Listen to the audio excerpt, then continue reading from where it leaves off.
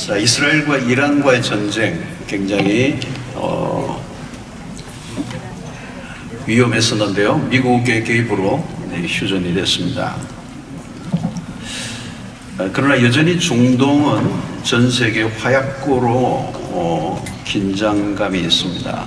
이 중동에 가보시거나 또 이스라엘, 요르단 그쪽 이렇게 가면 가자 지구, 팔레스타인 이쪽으로 가면 굉장히 긴장감이 돌죠. 그뿐만 아니라 사실은 우리는 북한이 핵을 갖고 있습니다. 그리고 선진국들이 다 핵을 갖고 있고요. 또 우리는 이런 인류의 마지막에 관한 부분에 대한 어떤 불확실함들이 늘어나고 있습니다. 사실 세계 정치와 외교 분야도 격동하고 있는 시대죠.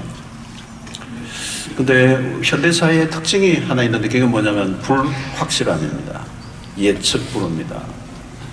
한 치 앞도 알 수 없어요. 그래서 미래 전문가들도 미래를 진단하기 굉장히 어려움을 겪고 있습니다.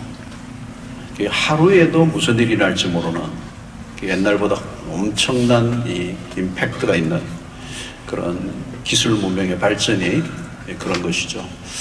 사실 AI의 발전, AI 혁명, 또 인공지능, 지금 미래학자들이 다양하게 얘기하지만 이게 인류에게 좋은 선물일까 아니면 재앙이 될까? 양날의 검입니다, 이것도.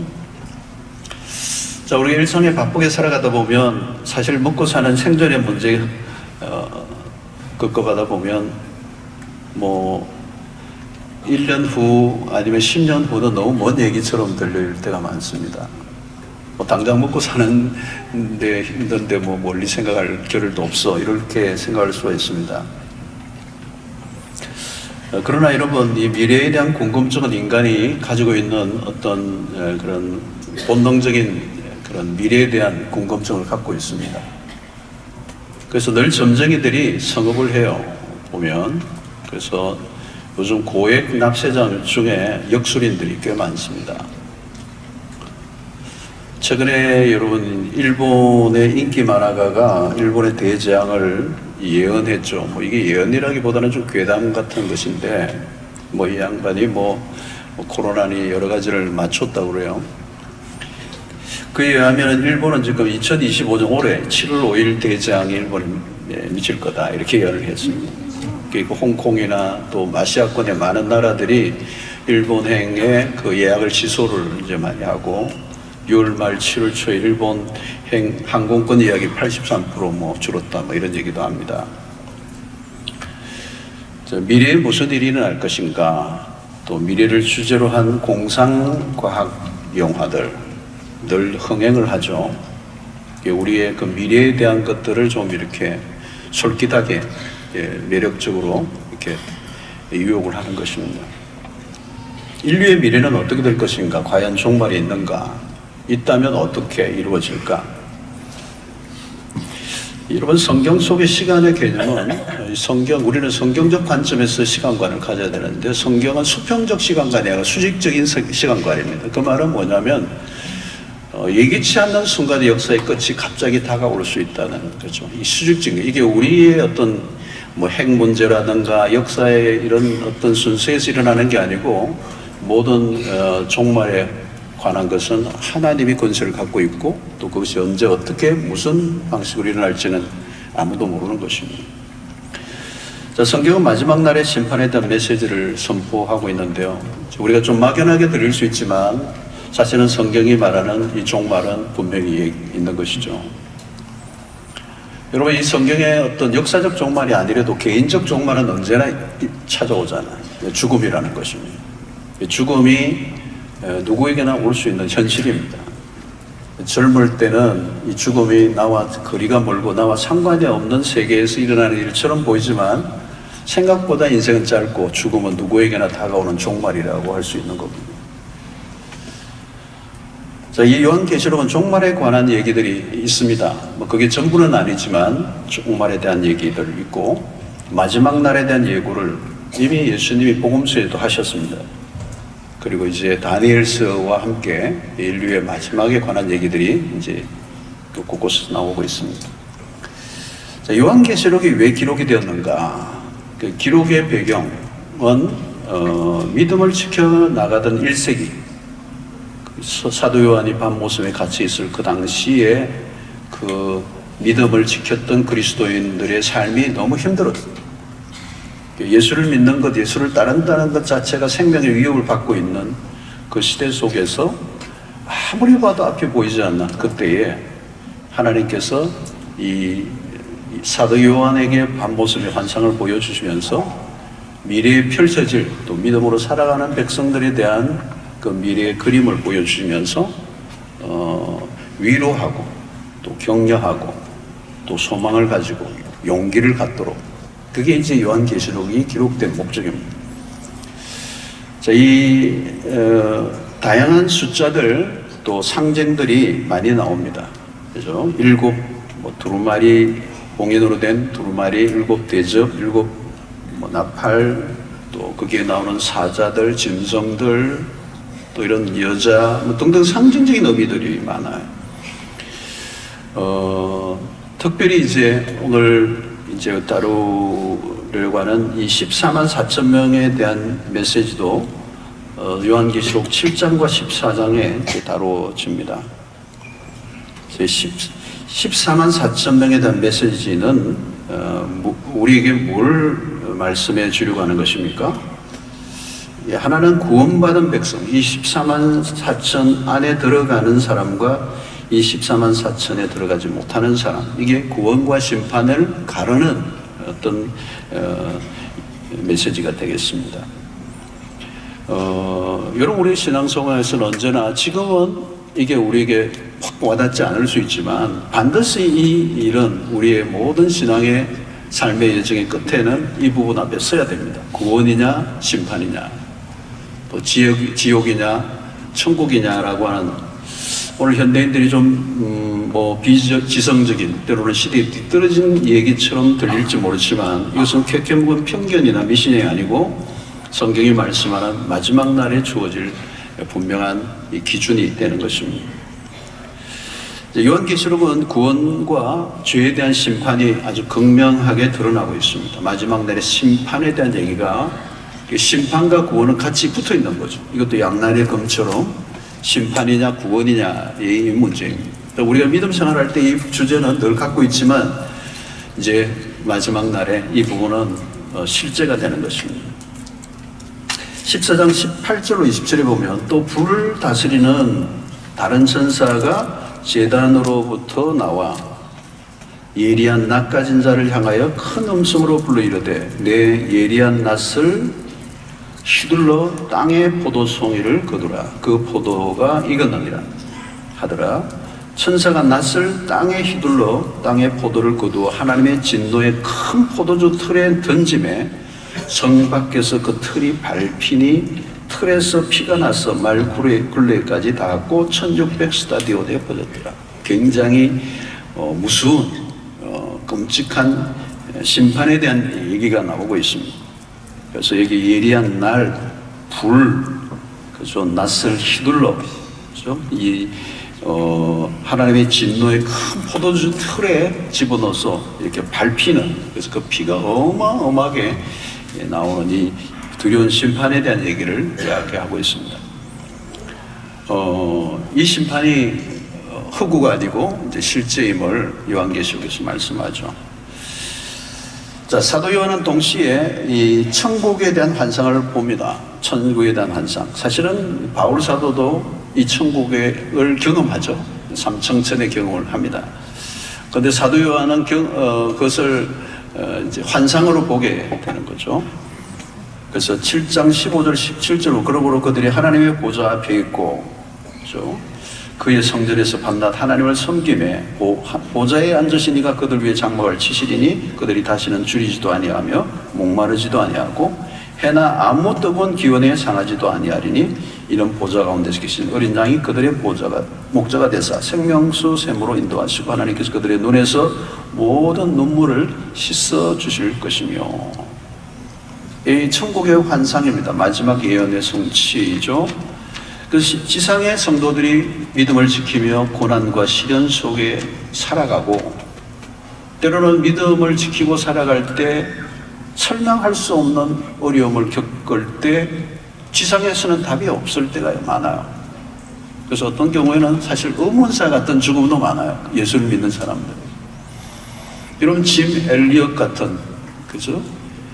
그런 정말 엘리트 중에 엘리트인데 그렇게 선교지에 가서 선교도 해보지 못하고 도착하자마자 그 원주민에 의해서 그 창에 찔려 죽는 그 죽음은 사실은 안 믿는 사람들이 보기에는 뭐 객사고 의문사잖아요. 어떻게 저렇게 또 하나님이 내버려주고 죽을 수 있게 하나, 이렇게 설명할 수 있는 거잖아요. 그러니까 이 세상의 것들은 설명이 안 되는데 오늘 이 마지막 하나님이 보여주시는 이 천국의 장면, 그죠? 더 이상 눈물이 없고, 더 이상 상하는 것도 없고, 더 이상 어떤 목마르짐도 없고, 그 모든 눈물을 씻어주고 모든 고난이 다 사라지는 그 이제 환상을 보여주는 거죠. 자, 문제는 이 구원에 누가 들 것인가 하는 것입니다. 그래서 요한계시록에서 이 숫자들에 대한 풀이로 혼란스러워하고 이단들이 이제 이 숫자를 가지고 이제 장난을 많이 치죠. 그래서 왜 이제 이런 숫자 또 이런 상징들을 많이 쓰시는가, 하나님이.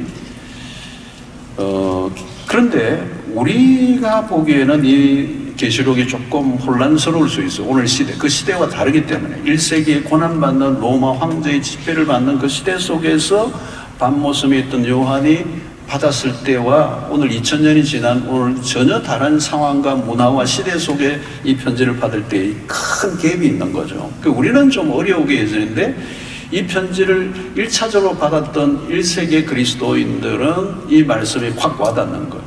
예수님이 비유로 말씀을 주로 많이 하시는데 비유로 말씀을 하시는 것도 마찬가지예요. 이거 상징들을 설명하는 거와. 비유란 뭐냐면 예수님은 비유가 아니면 말씀하지 않았다고 하는데, 비유란 어떤 비유를 하면 믿음을 가지고 있는 사람들에게는 찰떡같이 알아듣게 하는 아주 확실한 메시지예요. 그런데 믿음을 가지지 않고 그 말씀을 받아들이고 하지 않는 사람들에게는 그 말씀이 무슨 일인 말인지 알아들을 수 없는, 이게 이 비유의 독특함입니다. 자, 이 14만 4천이라는 것도 이제 숫자의 의미인데 다양한 해석들을 해요. 많은 여러 종류, 아주 큰 덩어리만 해도 한 6가지 종류의 이제 해석들이 있는데, 가장 많이 하는 것 중에 하나가 이 14만 4천은 이스라엘로 보는 해석들이 있습니다. 특별히 이제 세대주의자라고 하는 사람들의 이제 해석이에요. 아브라함의 언약을 주장하고 이스라엘이 팔레스타인 땅을 회복할 것이다. 지금 전쟁도 그런 거하고 연결이 있습니다. 팔레스타인, 그 시오니즘이 그 안에 다 들어가 있는 거예요. 어떻게 해서라도 자기의 땅을 확보하려고 하는. 자, 또 잘 알려진 대로 신천지 같은 이단은 이제 14만 4천을 문자적으로 구원 얻는 숫자로 보는 거예요. 14만 4천 명을 구원할 거라는 거예요, 하나님이. 이 문자적으로 이 숫자를 얘기하고,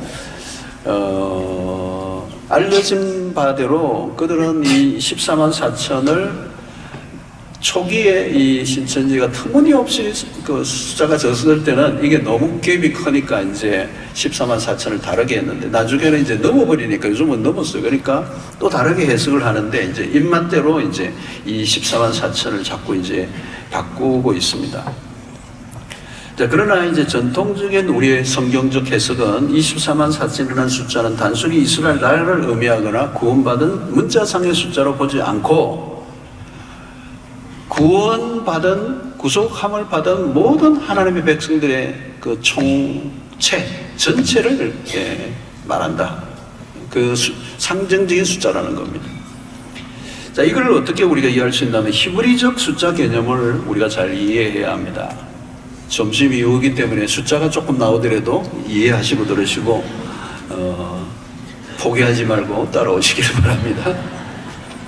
이 14만 4천이라는 이 숫자는 12제곱에 1000을 더한 이 숫자예요. 7장을 보면 이스라엘의 12지파 중에 12,000명이 봉인되어서 이제 계속 모든 지파들이 12지파가 다 나오는데 그게 이제 14만 4천 명이 되는 거예요. 이게 12라는 거, 12라는 단어, 12지파, 구약의 지파이기도 하지만 이 12라는 숫자 자체가 히브리적 개념에서 하나님의 백성을 상징하는 숫자예요. 12가. 그런데 이 12를 제곱하니까 그 뭐예요? 아주 충만하다는 뜻입니다. 충만하다. 다르게 보면 완전하다. 이런 뜻도 포함되어 있습니다. 그래서 이렇게 12에 1000을 곱하면 광대한 수를 의미하는 겁니다. 그리고 10의 상승이 1000이에요. 그 말은 10도 완전수, 3도 완전수, 1000도 완전수예요. 히브리의 숫자 개념입니다. 이 말은 뭐냐면 완전수의 완전수라는 거예요. 그래서 이 14만 4천은 실제 구원받은 숫자이기보다 상징적인 숫자로 보아야 된다. 그리고 어린 양 예수를 따르는 무리들이 셀 수 없이 많다라는 뜻입니다.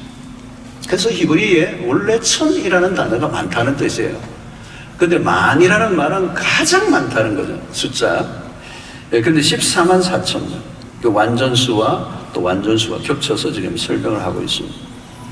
구절을 보면 이 일 후에 내가 보니 각 나라와 족속과 백성과 방언에서 아무도 능히 셀 수 없는 큰 무리가 나와 흰옷을 입고 손에 종려 가지를 들고 보좌 앞과 어린 양 앞에 서서 그랬어요. 그러니까 능히 아무도 셀 수 없는 큰 무리가 보좌 앞에 어린 양 앞에 서서 이제 찬양을 하는 겁니다. 그러니까 구원받은 사람들의 수가 셀 수 없다는 거예요. 이렇게 14만 4천으로 규정할 수 없다는 거죠. 여러분 엘리야 시대에 모두가 바알에게 무릎 꿇고 하나님을 따르는 사람이 없는 것 같은데 가만히 보니까 바울에게 무릎 꿇지 않은 7천이 있었다. 숨겨둔 7천이 있었다. 여러분 지금도 예수를 믿고 따르는 신실한 백성들이 2000년의 역사 속에 얼마나 많았겠습니까? 앞으로도 얼마나 많겠습니까? 저는 우리 교회에도 보면 우리 교회가 참 좋은 교회죠. 우리끼리니까 말이지만. 근데 좋은 교회는 딴 교회 아니에요. 좋은 신실한 성도들이 많이 있어서 이렇게 돌아가는 거예요. 그냥 뭐 이렇게 돌아가는 게 아니고 정말 신실한 그리스도인들이 많아. 그러니까 우리가 카운터를 하기 어려워요. 그죠? 그걸 눈으로 너는 가짜 진짜 이렇게 할 수 없는 거잖아요. 숨겨둔 거죠. 숨겨둔. 지금 북한도 마찬가지입니다. 여러분. 북한에 지금 오랫동안 지하에서 이제 없어졌을 것 같아요. 근데 제가 이제 북한 전문가들하고만 미팅을 해보면 지금 지하교회에 어마어마한 그리스도인들이 있어요. 여러분 1907년에 평양의 대부운동이 일어났습니다. 그건 세계사의 전무후무한 독특한 부흥 사건이었죠. 아주 성경적으로 말할 때도 부흥이 있어요. 1907년에 그리고 원산의 평양에 북한이 기독교가 엄청 났어요. 그 전쟁이 일어나니까 북한이 신실한 그리스도들이 많이 남한으로 내려왔고 특별히 부산 같은 데는 국제시장 주변으로 해서 대청동 이쪽으로 해서 이북분들이 세운 교회들이 많아요. 이게 이제 한국의 어떤 이 전쟁을 통하여 흩어지게 함으로 전 지역으로 흩어지게 한 하나님의 오묘한 섭리가 있는 거죠. 지금도 여러분 탈북민들이 한국에서 예수를 믿고 구원 얻고다 보니까 북의 친척, 친구, 부모들에게 복음을 전해야 되겠다고 돌아가는 사람들이 있어요. 지금 이건 정말 아무도 모를 일이죠. 중국 안에 핍박이 있었는데 문화혁명 이후에 뚜껑을 열어보니까 지하교회, 가정 처소교회라고 그러죠. 1억이에요, 1억. 지금 여러분 세계 선교에 굉장하게 빠르게 헌신하고 있는 사람들이 누군지 아세요? 중국입니다. 우리 한국 선교사님이 요즘 중국 선교사님들하고 동력을 해요. 우리가 앞섰기 때문에 그들을 이제 리딩 해줘야 되는데 지금 이제 이런 일이 일어난 거죠. 어린 양의 피로 구원을 얻은 사람들이 셀 수 없는 무리들이라는 거죠. 저는 이 무리 안에 이 어마어마한 셀 수 없는 하나님의 구원받은 무리들 안에 오늘 이 자리에 참여 여러분들 모두가 있게 되기를 축원합니다. 자, 그런데 이 7장 4절을 보면 이들에 대해서 어떻게 얘기하느냐 보십시오. 내가 인침을 받은 자의 수를 들으니 이스라엘 자손의 각 지파 중에서 인침을 받은 자들이 14만 4천이다. 그러니까 인침을 받았다는 거죠. 근데 그 인침이 왜 뭐냐? 그 하나님의 이름이 어린 양과 하나님이 쓰여져 있는. 그래서 여기 인침이라는 말은 도장이죠, 그죠? 도장, 사인. 내 것이다 라고 하는 것입니다. 내 것이다. 14장 4절을 보면 이 사람들은 여자와 더불어 더럽히지 아니하고 숨겨놓은 자라 어린 양이 어디로 인도하든지 따라가는 자면 사람 가운데에서 속량함을 받아 처음 익은 열매로 하나님과 어린 양에게 그 다음에 뭐죠? 속한 자들이니 그랬어요. 그러니까 인을 쳤다는 말은 속했다는 거예요. 예수의 어린 양 예수에게 소유가 되었다. 그러니까 내가 어디에 속해 있는가? 이 14만 4천은 예수에게 속한 자들, 어린 양에게 속한 자들. 그러니까 하나님의 소유됨을 인침으로 표현하고 있는 겁니다. 이제 이게 왜 중요하냐? 그 당시에 로마 황제에게 속한 자들이거든, 모든 사람들이. 근데 나는 로마 황제에 속한 자가 아니고 그리스도에게 속한 자입니다. 예. 여러분, 이게 이 소속감, 내가 어디에 속해 있는가가 이제 마지막 날이 중요한 겁니다. 자, 지금은 여러분들이 뭐 신앙이 다양할 수 있는데 마지막 날에 소속이 분명해야 돼요. 나는 어디에 속해 있는가? 오늘 이제 요한계시록에는 바벨론에게 속해 있느냐. 지금 그 당시 로마지만 요한계시록에서 얘기하는 통칭되는 이 세상의 나라의 그 개념은 바벨론이에요.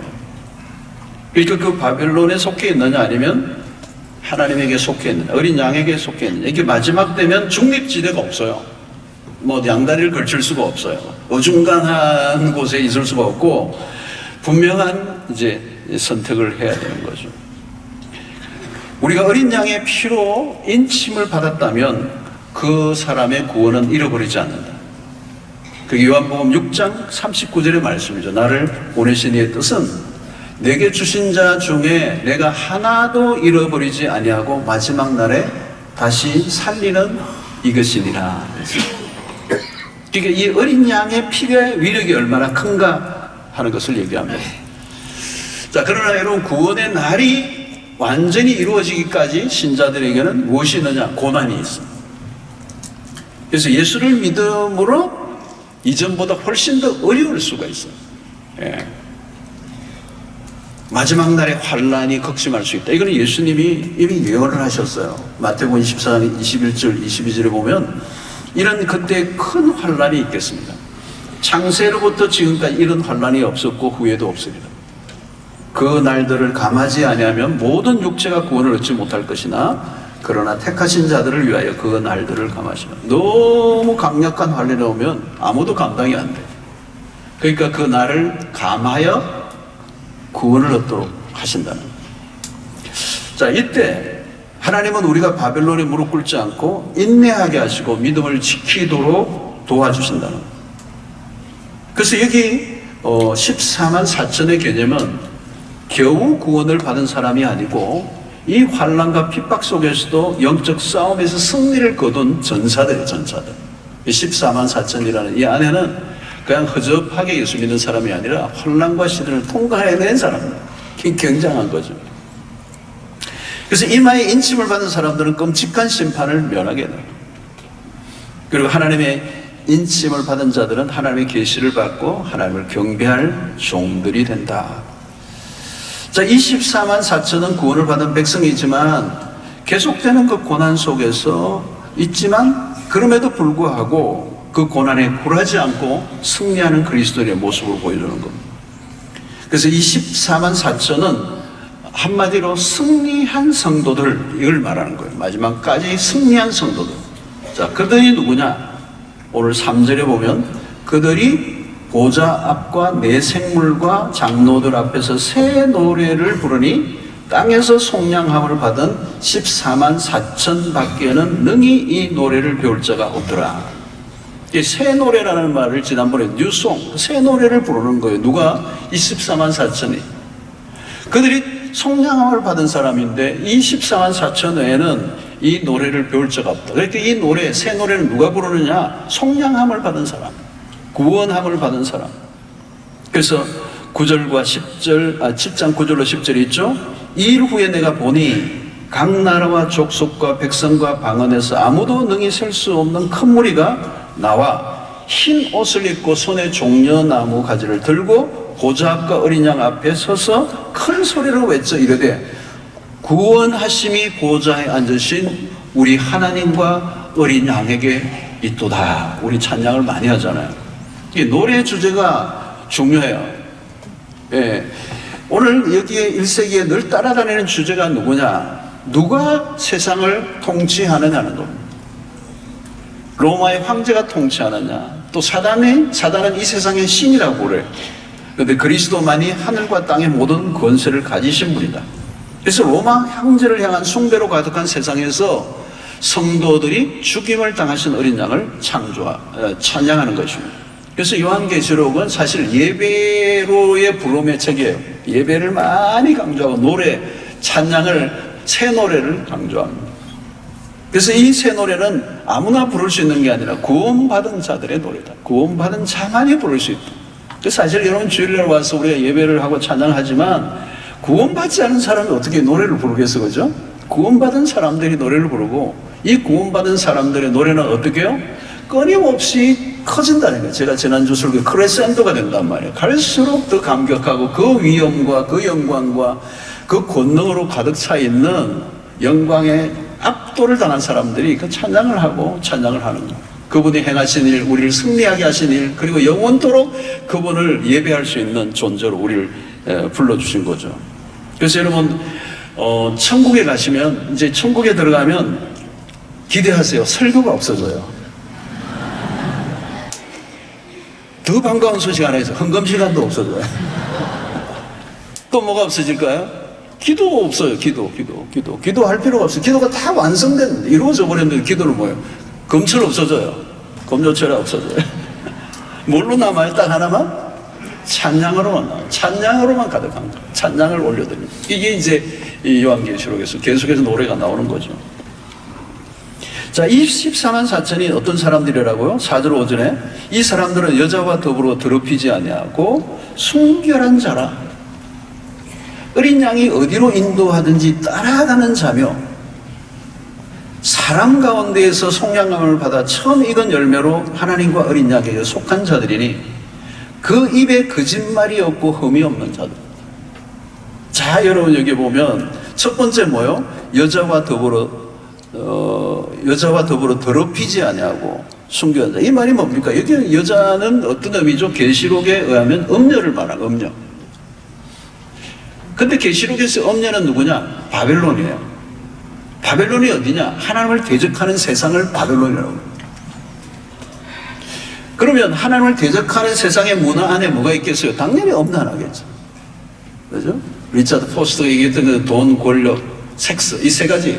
그게 막 그냥 어우러져 있는 탐욕과 정욕과 아주 쾌락적인 세상.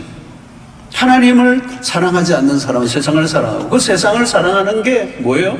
그게 음녀와의 동거라는 거예요. 그렇게 14만 4천은 바벨론의 문화에 오염되지 않은 그리스도의 신부들. 여러분 오늘 이제 갈수록 이 바벨론의 왕국, 제가 이 바벨론 왕국에 대해서도 한번 설교를 하겠지만, 이 바벨론 왕국은 엄청난 힘을 가지고 사람들 위에 군림하고 이 세상을 통치하고 있는 거죠. 그래서 우상숭배, 그래서 바벨론이 핵심이 뭐예요? 우상숭배였잖아요. 그 우상숭배가 곧 음행이란 말이에요. 음행. 그러니까 우리 그리스도를 이 마지막 때에 이 세상을 닮아갈 건가, 이 세상에 속한 자로 이 세상을 문화에 합류해서 이 세상의 문화에 젖어서 닮아갈 건가, 아니면 그리스도를 닮아갈 것인가. 이게 이제 우리의 싸움이고, 그리스도인들을 우리는 신부로 표현하잖아요. 신랑 대신 그리스도를 만날 때 그 신부에 가장 요구되는 것은 순결이라는 순결. 순결을 잃어버리면 신부의 의미는 없는 거니까. 자, 그런데 오늘 여기 보면 순결이 거짓말과도 연결을 시키고 있어요. 정직한 삶을 말하는 거예요. 여러분, 거짓말을 우리는 간단하게 생각하는데 거짓말은 그냥 거짓말이 아니에요. 왜냐하면 사단을 우리는 거짓의 압이라고 얘기해요. 그러니까 거짓말을 하는 순간 사단의 왕국의 지배를 받는 사람으로 그 신분이 바뀌는 거예요. 사실은 거짓말 한다 안 한다가 이게 중요한 게 아니고, 우리가 거짓말 할 수도 있지만 우리가 거짓말을 싫어하고 거짓말을 하지 않으려고 애를 쓰는 이유는 사단이 지배하는 거짓의 왕국의 백성이 아니라는 걸 인정해야 됩니다. 그죠? 그러니까 우리가 진리를 말하는 사람들이고 진리를 전파하는 사람들인데 우리가 거짓을 말한다면, 그죠? 어린 양을 따르는 사람들은 거짓을 싫어하고, 그게 순결한 삶이라는 것입니다. 그래서 오늘 여기에 보면 깨끗함을 입은 성도들을 흰옷 입었다, 그렇게 했죠. 그 신부라는 의미를 갖고 있는 거죠. 14만 4천은 어린 양이 가는 곳을 어디든지 따라가는 사람들이다. 그래서 오늘 이제 이 대목을 보면 이 14만 4천은 첫 번째는 예배하는 자, 새 노래를 부르는 사람. 그 다음에 두 번째는 어떻게 해요? 무슨 말씀을 하든지 그 어린 양 예수를 따라가는 그리스도의 제자의 삶입니다. 그리고 순결함을 지켜내는 이 그리스도의 정인들의 삶을 살아야 된다. 그러면서 오늘 6절에 또 이 얘기가 나. 또 보니 다른 천사가 공중에 날아가는데 땅에 거주하는 자들 곧 모든 민족과 종족과 방언과 백성에게 전할 영원한 복음을 가졌더라. 영원한 복음, 모든 민족과 종족과 방언과 백성들이 전할 복음을 받은 거죠. 그래서 마지막 날에 이 복음을 전할 때 그 14만 4천을 통하여 또 다른 많은 사람들을 구원해 내려고 하는 계획을 오늘 여기에 알려주고 있는 것입니다. 사랑하는 성도 여러분, 오늘도 역시 이런 일은 오늘 우리의 시대 속에 일어나고 있고 영적 추수기가 대대적으로 일어나고 있습니다. 세계 곳곳에 거대한 영적 추수가 일어나고 있고요. 최근에 이 나이제리아의, 아프리카 나이제리아, GDP가 굉장히 낮은 가난한 나라 중에 가난한 나라예요. 근데 거기에 지금 세계 최대 교회가 있어요. 그리고 어마어마한 선교사를 지금 파송하고 있어요. 이 신기한 일이 일어납니다. 남미의 브라질, 인도 땅에 지금 한 40만 명 되는 교회가 있어요. 한국은 지금 그게 명함도 못 냅니다. 중국 교회 마찬가지예요. 아시아의 여러 곳곳에 부흥이 일어나고 있습니다. 가장 위험하고 어렵다는 중동 이슬람 땅. 선교사님들이 10년, 20년 살아도 한 사람의 핵심자를 만들어내기 어려워. 왜냐하면 누가 한 사람 예수를 믿어도 믿는다는 순간에 가족들에게 살해를 당합니다. 그게 이제 뭐 일반 다반사예요. 이제 그런데 요즘 최근에 이 팔레스타인 가자 지구에서 이번에 온 선교사님이 얘기하면 동시에 200여 명이 예수의 환상을 보고 집단적으로 개종하는 일이 나왔어요. 동시에 가자 지구에. 그런데 여러분, 그들의 특징이 뭐냐면 모두가 복음을 선교사님들을 통해 이전에 접했던 사람들이, 복음을 전혀 모르는 사람이 난생 모르는데 예수를 환상을 보고 온 게 아니고 복음을 들었던 사람들, 예수님의 복음을 들었는데 그 들었던 사람들에게 환상을 통하여 더 이상 부인할 수 없을 정도로 그들을 이끌어들인 거예요. 예수를 믿게 하는 이 사건들이 일어납니다. 그리고 이번에 이런 레바논에서 온 선교사님, 시리아에서 온 이 난민들, 어디에서도 받아주지 않고 고립된 이분인데 다 무슬림들이에요. 근데 이들에게 복음을 전하는 대로 그냥 복음을 받아들이고 회심자들이 막 일어나는 일들이 일어났는데, 그들 가운데서 이제 어디로 또 어떻게 흩어져서 이 역사가 일어날지 알 수 없는 이 마지막 추수기. 그러니까 하나님이 당신의 백성들을, 알곡들을 곡간으로 막 빨리 들이시는, 그죠? 이제 일이 일어나고 있다는 것. 사랑하는 성도 여러분, 오늘 우리는 이 역사의 마지막 이 정리되고 그리스도가 완전히 통치하실 그 나라를 사모하며 기다립니다. 우리는 아직 그 나라가 오지 않았고 그 나라가 곧 도래할 것을 믿고 믿음 안에서 때로는 우리의 삶이 힘들고 어렵고 또 세상 속에 그리스도인이 약자처럼 보이고 억울한 일을 당하고 망하는 자처럼 보여도 낙심하지 않고 역사의 마지막에 모든 이 드라마를 역전극으로 바꿔 놓으실 그 하나님을 기대하고, 그죠? 지금 내가 어떤 세상에서 호의호식을 하고 무엇을 하는지 그게 중요하지 않고 마지막 날 우리의 삶이 하나님의 왕되심이 통하여 우리가 주와 함께 영원히 왕노릇하게 되는 그 날이 오게 될 줄로 믿습니다. 이 모든 것은 하나님의 계획 안에서 돌아가고 있고요. 우리의 삶은 막 혼란스럽게 막 카오스처럼 막 휘몰아치다가 끝나버리는 어떤 그런 운명이 아니고 역사의 알파와 오메가가 되시는 그리스도가 이 모든 역사를 주관하고 계시고, 때로는 짐승을 숭배하는 자들, 그리고 이 용과 같은 이 사단의 세력이 거대하게 활약하고 그들의 세상처럼 보이지만 모든 것은 어린 양 예수로 인하여 패배하고 말 것이라는 말씀을 우리에게 주고 있는 것입니다. 그러므로 마지막 시대의 성도들에게 요구되는 게 12절에 있어요. 성도들의 인내가 여기 있으니 그들은 하나님의 계명과 예수에 대한 믿음을 지키는 자니라 그랬어요. 여기에 두 가지예요. 하나는 믿음, 성도들의 믿음. 마지막 때에 우리에게 요구되는 건 성도들의 믿음이에요. 인내요. 그 다음에 하나님의 계명과 예수에 대한 믿음을 지키는 자다. 첫째는 성도들의 인내, 믿음을 지키는 것. 두 가지는 연결되어 있겠죠.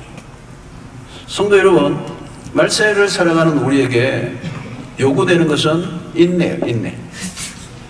여러분, 우리의 믿음이 왜 필요합니까? 마지막 날 주어질 그날을 기대하면서 인내하는 것입니다. 그래서 우리의 인내는 그냥 이를 악물고 악착같이 그냥 무턱대고 인내하는 게 아니에요. 막연한 미래를 불안하게 기다리는 사람들이 아니고 최종적인 승리가 확정된 사람이고, 그 승리를 이미 이루신 그 승리를 믿음으로 바라보며 믿음 안에서 그 이루어질 환상을 바라보면서 우리가 지금 인내하고 있는 거예요. 그래서 여러분, 요한계시록이 왜 필요한가 하면 마지막 날에 되어질 완성될 그 승리의 그 환상을 요한에게 보여줬던 것처럼 오늘 우리에게도 보여주고 있다는 거. 여러분, 이제 그런 거 있잖아요. 특별히 007 영화가 그런 건데, 제임스 본드는 죽지 않는다. 여러분, 뭐 차가 뒤집어지고 절벽에서 떨어지고 폭발하고 뭐 다 했는데 나중에 툭툭툭 들고 나오잖아, 그죠? 그러니까 뭐냐면 이 007 영화에 대한 결론을 다 알고 있는 거예요. 007 영화 하는 중에 주인공이 죽은 건 없어요. 그러니까 그 다음 영화가 나오고 007 시리즈가 나와도 우리는 아주 익사이팅한 거 막 별짓을 다 해도 안 죽는다 뭐 이러고 있잖아요, 우리는. 여러분, 이 월드컵 경기를 우리나라 팀이 다른 나라하고 하다가 이긴 게임을 재방송으로 볼 때 느낌 너긋하죠, 그죠? 너긋해. 막 상대편이 막 보고를 막 내리 쏘고 있는데도 안 들어갑니다 이러고 보고 있잖아요. 왜? 승리한 게임을 재방송으로 보고 있기 때문에. 여러분, 1절에 오늘 말씀해 보면 어린 양이 시온산에 서 있다는 거예요. 시온산. 그게 주로 보좌에 앉으셨다는 표현인데, 이게 다스린다는 표현인데, 섰다는 표현은 승리하신 그리스도의 모습을 보여주는 거예요. 그러니까 마지막 날에 성도들에게 주어질 승리.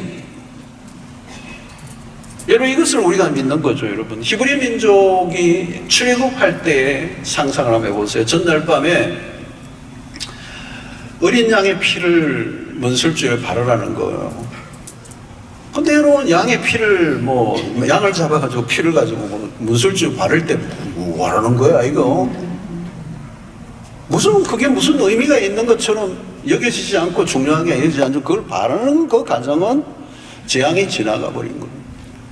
반드시 이 문설주의 양의 피를 바른 자들은 재앙이 물러나고 심판이 임하지 않을 거라고 하는 약속을 붙잡고 히브리 사람들은 그날 밤에 푹 자는 거예요. 그 약속, 그 결론을 붙잡고 있는 거예요. 그러니까 성경의 예언은 이루어질지도 모른다라고 하는 약속이 아니에요. 이미 이루어진 거예요. 시행을 오늘 역사의 시간 속에 인간의 세계가 시행하는 것만 남아있지 이미 이루어져 있는 거예요. 그러니까 재방송과 똑같은 거예요. 이미 완전히 완성되어 있는 거예요. 이게 이루어질지 안 올지 90%, 98% 이게 아니고 100% 아니 200%예요. 그러니까 우리의 이 약속은, 여러분, 구약은 이루어진 거고 신약은 이루어질 것들에 대한 약속이 조금 남아있잖아요, 그죠? 근데 모든 분량은 다 이루어진 거예요. 하나밖에 없는 거예요. 예수 그리스도가 오신다라고 하는 그 하나밖에 남은 게 없어요. 그러면 앞에 일어났던 모든 약속의 성취는 뭘 말해주는 겁니까? 그 자체는 미래에 일어날 일들에 대한 보장을 해주는 겁니다. 오늘 여러분, 우리는 마지막 날에 주어질 그 구원의 날을 사모하고 기다리며 살아가는 여러분들 되시기를 축원합니다. 힘들고 어렵다고 포기하지 않아야 되는 이유는 그 마지막 날에 대한 약속을 우리가 믿기 때문이에요. 그래서 14장 13절에 이래요. 또 내가 들으니 하늘에서 음성이 나서 이르되 기록하라. 지금 이후로 주 안에서 죽는 자들은 복이 있도다 하시며 성령이 이르시되 그러하다 그들이 수고를 거치고 쉬리니 이는 그들의 행한 일이 따름이라 하시더라. 여러분, 주 안에서 죽는 자들이 복이 있다는 거예요. 이게 구원이에요. 구원 때문에 그런 거예요. 천국 때문에 그런 거예요. 여러분, 죽음은 저주였어요. 근데 주 안에서 죽는 자들은 어떻게 죽는 자가 복이 돼요? 복이 된다는 거예요. 왜요? 구원이 우리에게 주어졌다는 거예요. 영생이 우리에게 주어졌다는 거예요. 이제 죽음에 휘둘리지 않아요, 여러분.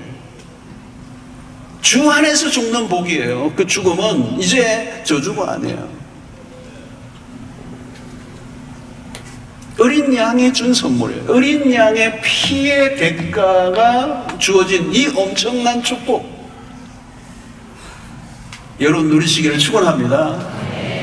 여러분, 우리는 이제 죽음 앞에 당황하지 않아요. 허둥대지 않아요, 여러분. 죽음 앞에 당당하셔야 돼요. 주 안에서 죽는 죽음이 복이 있다는 거예요. 왜? 천국이 바로 눈앞에 열리는 거예요. 그래서 여러분, 이 장례식에 가지고 해서 무덤으로 들어가는, 요즘 무덤도 안 만들어요. 요즘 보면 막 수장도 하고 뭐 간단하게 해요. 어떤 분은 뭐 너무 또 매장만 하려고 그러는데 뭐 이게 화장하는 예수님 목사님 뭐 부활할 때 어떡합니까? 너무 걱정하지 말아요. 무에서 이를 창조하신 바라의 하나님이신데, 또 어떤 분은 또 화장하니까 너무 뜨거워. 못 돌아가신데 어떻게 떠오르는 게 어떻게 알아요? 그래서 요즘 수장을 많이 해요. 또 축축대요. 물에 또 빠지면 또 그게 이상한. 잠깐만, 어디로 빠졌어요? 빠졌어요. 여기 보세요. 그들이 수고를 거치고 쉬리니 이는 그들의 행한 일이다. 수고를 거친대요. 쉼을 주신다는 거예요, 여러분. 여러분, 이 땅의 삶이 왜 힘들어요? 쉼이 없어요. 쉼이 없어요. 여러분, 쉼이 없다는 말은 뭔지 아세요? 노예적 삶이라는 거예요. 히브리인들이 애굽에 살 때 쉼이 없었어요. 그들은 노예였어요. 노예는 쉼이 없어요. 휴식 시간에도 쉼이 없어요. 끊임없이 불안과 억압 속에 시달려야 돼요. 염려와 관심이 사라지지 않아요. 근데 그 수고를 거치게 해요. 그리고 쉼을 얻습니다. 지금도 여러분, 주일은 우리가 천국에서 누릴 그 쉼, 안식을 연습하는 거예요. 일 다 그만두고 염려 다 내려놓고 주일날 와서 주님을 예배하는 거죠. 그 예배 안에 깊이 들어가면 하늘만 보이고 나와 세상은 간 곳 없고 구속한 주만 보이고 자유가 오고 평안이 오고. 사랑하는 성도는 마지막 시대입니다. 여러분들이 이제 우리 신앙을 확인하셔야 돼요. 14만 4천 구원받은 백성, 흰옷 입은 순결한 그리스도의 신부, 그리스도의 말씀을 따라 살아가는 그 예수 어린 양의 피를 믿고 노래하는 사람들. 여러분들이 있는 믿음의 자리를 지켜낼 수 있게 되기를 축원합니다. 여러분들의 입술에 새 노래가 끊이지 않고 구원하심이 보좌에 앉으신 어린 양께 있도다. 이 찬양 날마다 부르시고 힘들 때마다 그 어린 양을 붙잡으시고 노래하시고, 그 어린 양의 그 이마에 인쳐진 하나님의 소유된 속한 백성은 하나님이 반드시 영광의 그날에 우리가 주님의 품에 안기고 영원한 안식을 누리고 영원한 평강을 누리게 될 줄로 믿습니다. 여러분들의 이마에 이 어린 양의 인침을 받은 사람은 예수를 짓고 믿고 있는 사람이고 최종적인 승리가 약속된 사람이나 사실을 잊지 말고 어떤 경우에라도 흔들리지 않고 믿음 안에서 서서 승리하는 여러분들 되시고, 이 구원의 놀라운 영광스러운 복음을 많은 사람들에게 전하며 살아가는 여러분들 되시기를 주의 이름으로 축원합니다. 하나님 감사합니다. 오늘 우리에게 주신 말씀 통하여 이 마지막 날에 주어질 그 심판의 날에 어린 양 예수, 그 인침받은 14만 4천 안에 들어가는 주의 백성들 구원의 반열에 서서 영생을 누리며 하나님을 노래하는 하나님 예배자들이 되게 하시고, 뿐만 아니라 거룩한 구별된 순결한 그리스도의 신부로 그리고 우리에게 주신 영원한 생명의 복음을 아직도 우리에게 주신 생명 동안에 복음 전하며 선거하며 살아가는 저희들 될 수 있도록 인도해 주시옵소서. 예수님의 이름으로 기도하옵나이다. 네, 네. 아멘.